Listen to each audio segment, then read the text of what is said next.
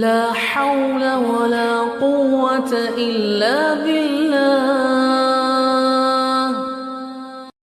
بسم اللہ الرحمن الرحیم۔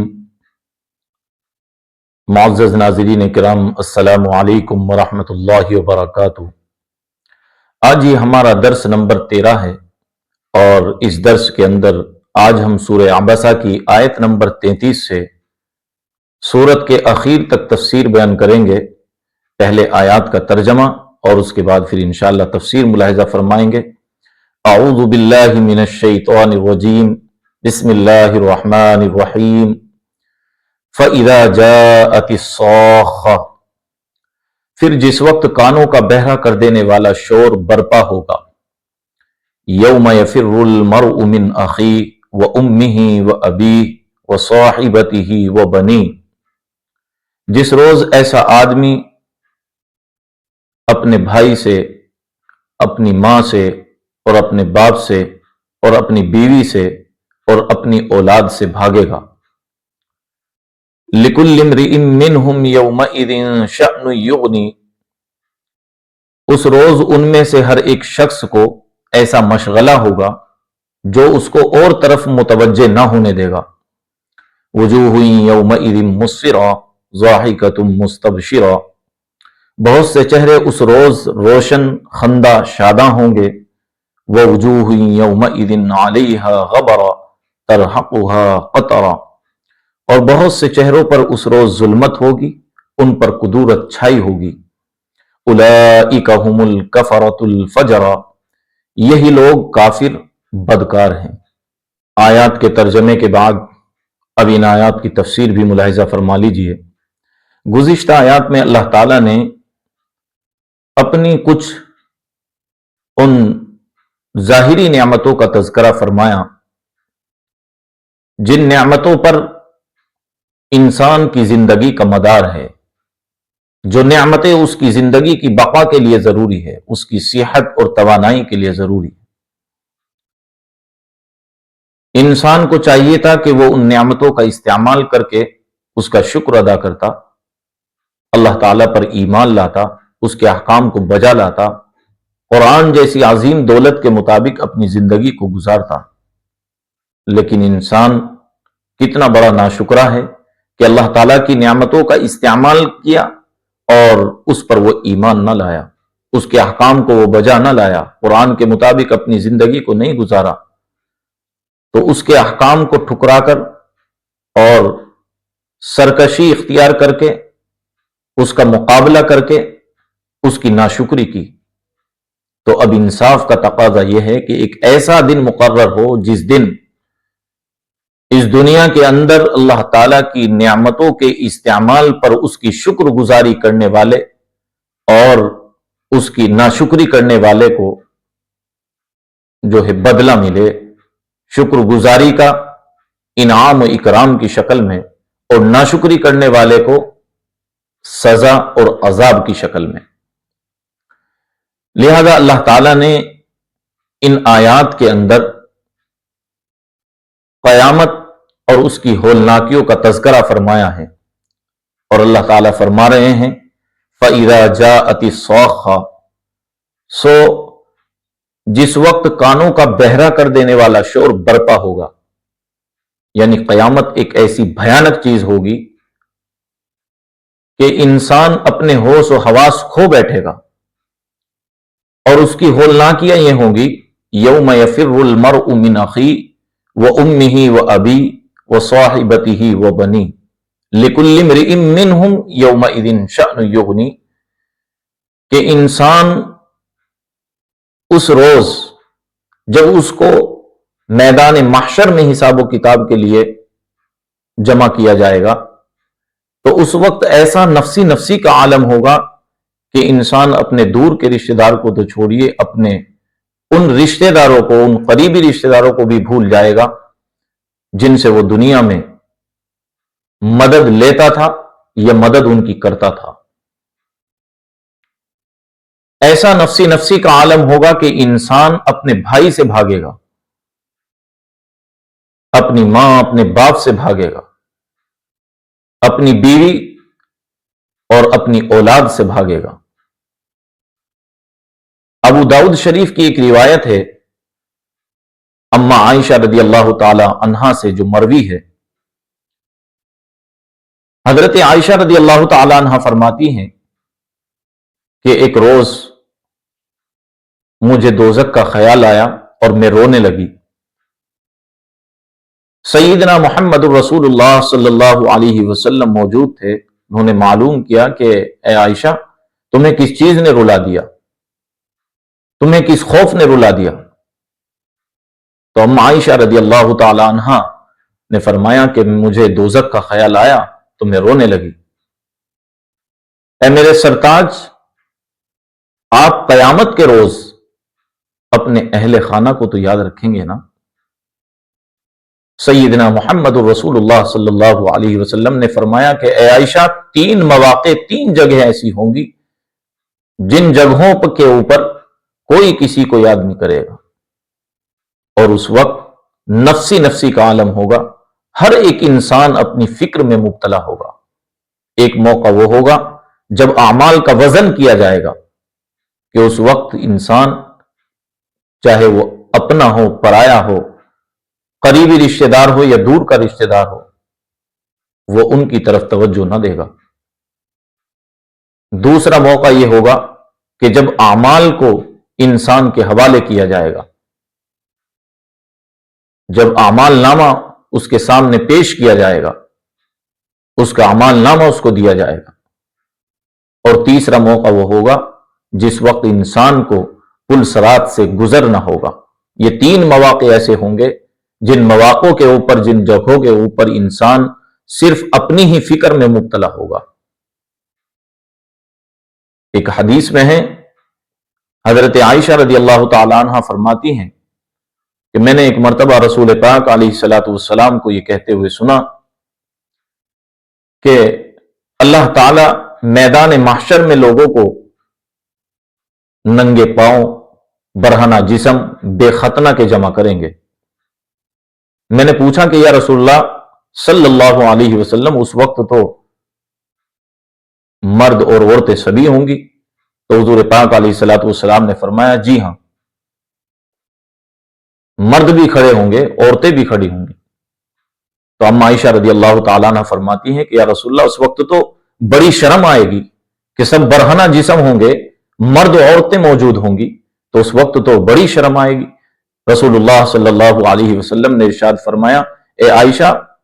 उस वक्त इंसान को इतना मौका ही कहां मिलेगा, उसको फुर्सत ही कहां होगी कि वो दूसरे की तरफ निगाह कर सके। यह कयामत का मंजर होगा। अल्लाह ताला कयामत की होलनाकियों से हम सब की हिफाजत फरमाए। अल्लाह ताला फरमाते हैं, लिकुल्लि इम्रिइम मिनहुम यौमइदिन शअनुन युगनी, कि उस रोज तो हर एक इंसान को ऐसा मशगला होगा, ऐसी फिक्र में वो मुब्तला होगा और ऐसा नफ्सी नफ्सी का आलम होगा कि वो उसको और तरफ मुतवज्जह ही ना होने देगा, उसको सिर्फ अपनी पड़ी होगी, वो अपने किसी करीबी रिश्तेदार की तरफ तवज्जो ना देगा।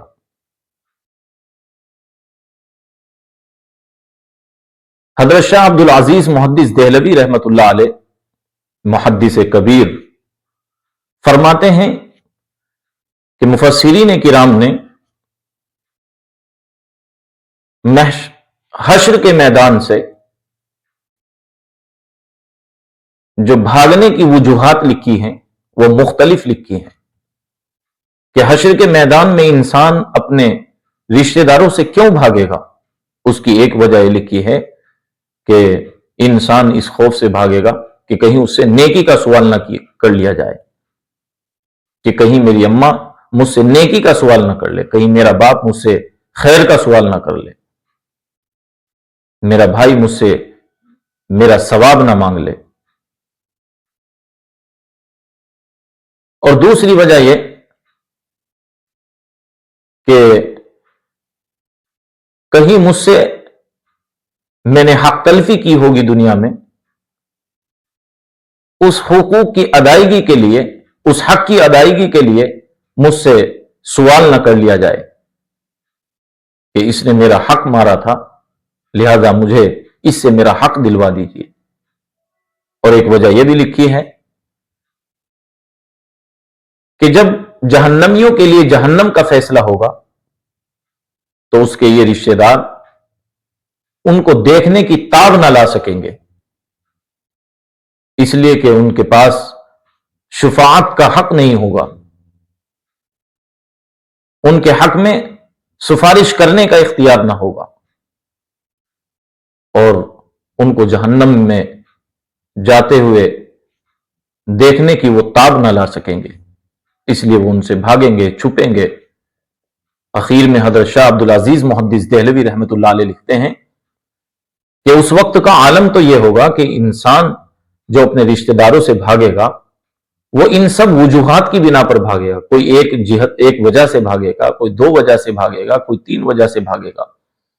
یہ سب وجہ ہوں گی اس کے بھاگنے کی۔ ایک حدیث میں ہے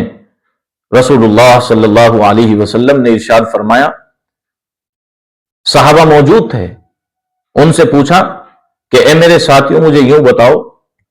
کہ میری امت کا سب سے بڑا مفلس کون ہے؟ صحابہ نے عرض کیا کہ یا رسول اللہ، جس کے پاس درہم اور دینار نہ ہو، جس کے پاس مال و متاع نہ ہو، وہ امت کا مفلس ہے۔ رسول اللہ صلی اللہ علیہ وسلم نے فرمایا کہ میری امت کا مفلس وہ نہیں ہے، میری امت کا اصل مفلس وہ ہے جو قیامت کے دن حشر کے میدان میں بہت سے اعمال لے کر آئے گا، اس کے پاس نماز ہوگی، روزہ ہوگا، زکوٰۃ ہوگا، حج ہوگا، مگر اس نے دنیا کے اندر لوگوں کے حقوق مارے ہوں گے، کسی کو اس نے گالی دی ہوگی، کسی کو اس نے ستایا ہوگا، کسی پر تہمت لگائی ہوگی، کسی پر الزام لگایا ہوگا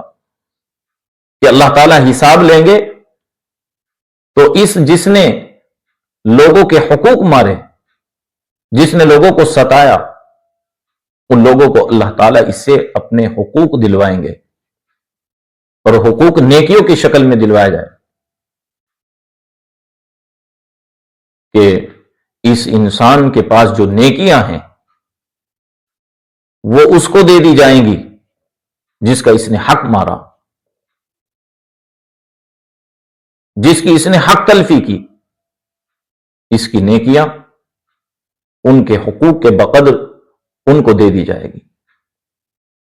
اور اگر اب بھی اس کے پاس حقوق بچے ہوں گے اور اس کی نیکیاں ختم ہو چکی ہوں گی تو پھر ان کے گناہ اس کے سر لاد دیے جائیں گے اور اس کو دوزخ کے لیے بھیج دیا جائے گا، اس کو دوزخ میں ڈال دیا جائے گا، جہنم میں پھینک دیا جائے گا۔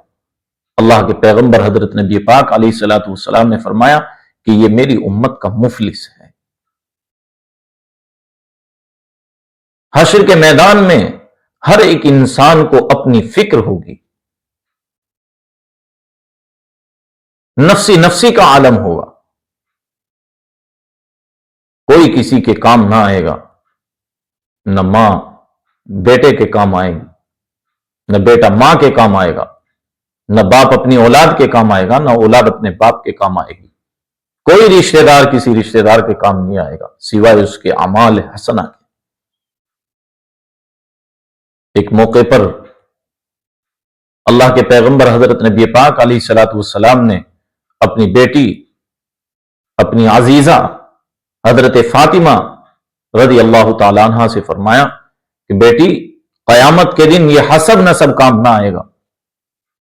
وہاں کام آئیں گے انسان کے اعمال جو اس نے دنیا کے اندر کیے ہوں گے۔ اس لیے ہمیں آخرت کی فکر کرنی چاہیے۔ اللہ تعالیٰ نے جو ہمیں نعمتیں دی ہیں ان نعمتوں پر ہمیں اس کا شکر ادا کرنا چاہیے، اس پر ایمان لا کر، اس کے احکام کو بجا لا کر، قرآن جیسی عظیم دولت کے مطابق اپنی زندگی کو گزار کر۔ اللہ تعالیٰ ہم سب کو قرآن کریم کے مطابق اپنی زندگی کو گزارنے کی توفیق عطا فرمائے۔ آگے آیات میں اللہ تعالیٰ نے 2 گروہ کا تذکرہ فرمایا کہ قیامت کے دن حشر کے میدان میں 2 حصوں میں لوگ بٹے ہوں گے۔ ایک تو مقربین کا گروہ ہوگا جن کو اللہ تعالیٰ اس روز انعام و اکرام سے نوازیں گے، اور ان کی خوشیاں ان کے چہروں سے ٹپک رہی ہوگی۔ آج ان کو ان کی شکر گزاری کا تحفہ ملے گا، ان کو انعام ملے گا، ان کو اللہ تعالی عزت عطا فرمائیں گے کہ جن کی خوشی کا کوئی ٹھکانہ نہ ہوگا، ان کے چہرے روشن ہوں گے، وہ مسکراتے ہنستے ہوں گے۔ اور بہت سے لوگ اور دوسرا گروہ ایک ایسا ہوگا جن کے چہرے مرجھائے ہوئے ہوں گے، دنیا میں انہوں نے اللہ تعالیٰ کی نعمتوں پر اس کی ناشکری کی، وہ اس پر ایمان نہیں لائے، وہ اس کے احکام کو بجا نہیں لائے، انہوں نے آخرت کے دن کو معمولی دن سمجھا، بلکہ آخرت کا انکار کیا، قرآن جیسی عظیم دولت کو انہوں نے ٹھکرایا۔ تو آج یعنی حشر کے میدان میں وہ لوگ، ان کے چہرے مرجھائے ہوئے ہوں گے، غم کے مارے وہ ستائے ہوں گے، ان کے لیے دوزخ کا فیصلہ ہوگا، عذاب خداوندی کا ان کے لیے فیصلہ ہوگا۔ اللہ تعالیٰ فرماتے ہیں وجوہ یومئذ مسفرہ ضاحکۃ مستبشرہ، کہ بہت سے چہرے اس روز روشن ہوں گے، چمکدار ہوں گے، ہنستے مسکراتے ہوں گے۔ ووجوہ یومئذ علیہا غبرہ ترہقھا قطرہ، اور بہت سے چہرے اس روز ان پر مٹی پڑی ہوئی ہوگی، ان پر ظلمت ہوگی، ان پر سیاہی کے بادل ہوں گے، ان کے چہروں کے اوپر سیاہی چھائی ہوگی، اور وہ غم میں ڈوبے ہوئے ہوں گے، وہ افسوس کریں گے، حسرت کریں گے۔ اولئک ھم الکفرۃ الفجرہ، یہ کون لوگ ہوں گے؟ کافر لوگ ہوں گے جو اللہ پر ایمان نہیں لائے، اس کے احکام کو بجا نہیں لائے، قرآن جیسی عظیم دولت کو انہوں نے ٹھکرایا اور اس کو معمولی سمجھا۔ اور بدکار لوگ، ایک وہ لوگ جن کے اعتقاد درست نہیں تھے، اور دوسرے وہ لوگ کہ جنہوں نے اللہ تعالیٰ کی نافرمانیوں میں زندگی گزاری، اللہ کی نافرمانیاں کی، اس کا کہا نہ مانا، قرآن کے مطابق اپنی زندگی کو نہ گزارا۔ اللہ تعالیٰ ہم سبھی کو قرآن کے مطابق اپنی زندگی کو گزارنے کی توفیق عطا فرمائے۔ وآخر دعوانا ان الحمد للہ رب العالمین۔